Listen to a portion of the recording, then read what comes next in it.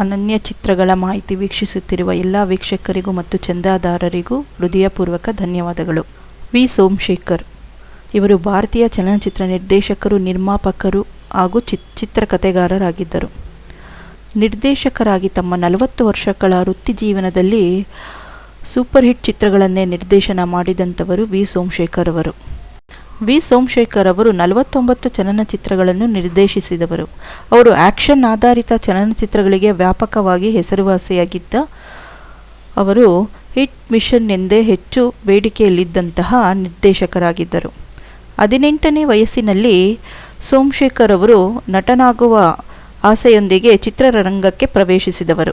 ಜನಪ್ರಿಯ ಚಲನಚಿತ್ರ ನಿರ್ದೇಶಕರಾದ R. Nagendra Rao, N. G. Rajan, Y. R. Swamy, Ramamurthy ಮತ್ತು ಬಾಬುರಾವ್ ಅವರಿಗೆ ಸಹಾಯಕ ನಿರ್ದೇಶಕರಾಗಿ ಕೆಲಸ ಮಾಡಿದವರು.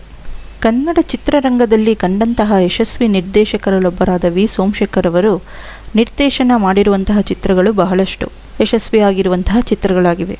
ಇವರು ಮೊದಲಿಗೆ ನಿರ್ದೇಶಿಸಿರುವಂತಹ ಚಿತ್ರ ಡಾಕ್ಟರ್ ರಾಜ್ಕುಮಾರ್ ಚಿತ್ರ.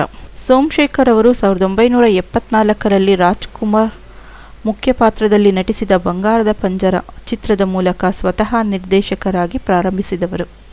ಬಂಗಾರದ ಪಂಜರ ಚಿತ್ರ ಯಶಸ್ವಿಯಾದ ನಂತರ ರಾಜ್ಕುಮಾರ್ ಅವರೊಂದಿಗೆ ಅವರು ಇತರ ಹಿಟ್ ಚಿತ್ರಗಳಾದ ಪ್ರೇಮದ ಕಾಣಿಕೆ, 1976ರಲ್ಲಿ ಬಂದಂತಹ ಪ್ರೇಮದ ಕಾಣಿಕೆ, 1978ರಲ್ಲಿ ಬಂದಂತಹ ಶಂಕರ್ ಗುರು ಮತ್ತು ತಾಯಿಗೆ ತಕ್ಕ ಮಗ, 1981ರಲ್ಲಿ ಬಂದಂತಹ ಚಿತ್ರ ಹಾವಿನ ಹೆಡೆ, 1989ರಲ್ಲಿ ಬಂದಂತಹ ಚಿತ್ರ ಪರಶುರಾಮ್.